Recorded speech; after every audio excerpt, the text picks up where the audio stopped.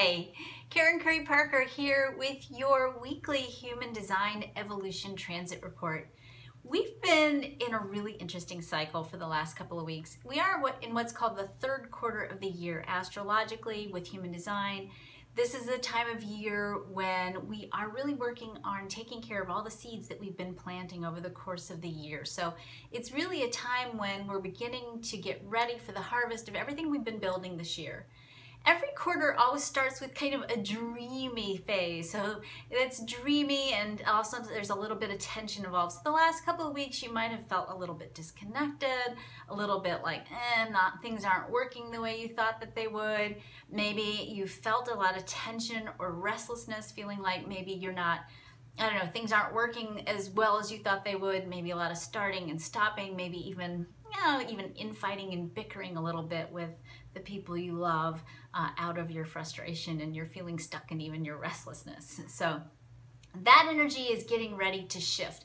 We are working this week with a brand new energy, the energy that's going to really give us the momentum now to implement everything that we've been working on in the last couple of weeks. All the thoughts you've had, all the inspirations you've had, all the dreams that you've had, we're really moving into a powerful cycle now of getting ready to move that information, those dreams, those ideas, those inspirations forward. But it's a little bit tricky, because when we work with this new beginning energy that starts this week, it's really easy for us to get inspired and get really heady and idea driven. And while there's nothing wrong with having really great, powerful ideas, the thing that's important to understand is that we have human brains, human minds. They're inspired in unlimited ways. But there's a sort of, may I say, capriciousness associated with thinking that it's just our brain that's going to get it started.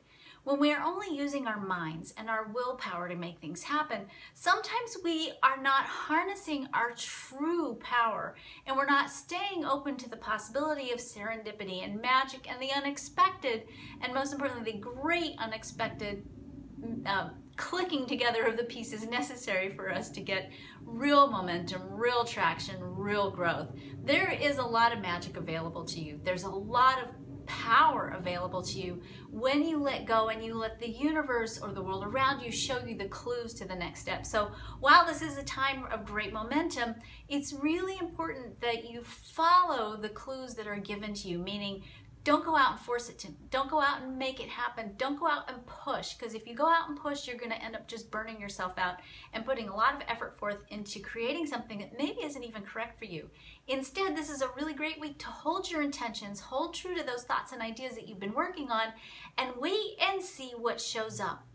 When you understand that the real power of the universe is harnessed when you wait and let the universe show you the clues to the next step, the energy and the momentum that you gain this week will really push you far. You're laying the seeds in terms of action. You're laying the seeds in terms of inspiration for what comes next, for the next couple of months. So it's a really important cycle for you to see what's going to be, where are you going to bear the greatest fruits? Where are your efforts going to give you the greatest rewards? And if you're letting the universe show you what's next, if you're letting those things be revealed to you rather than you going out and pushing them, if you have an idea and inspiration, wait for a sign. Wait to see what's truth for you. Wait to see what's really going to click for you. Wait for timing, because everything about this week is about waiting for the right timing. If you can wait and trust, you'll see what the next step is. It'll become clear to you. You won't go spending a lot of energy spinning in a lot of different directions. You will instead have the clarity of faith and the clarity of action necessary for you to really be leveraging yourself correctly in the world, so that you can reap the harvest in the end of the year of all the work that you've done, all the foundations that you've laid, everything that you're putting forth.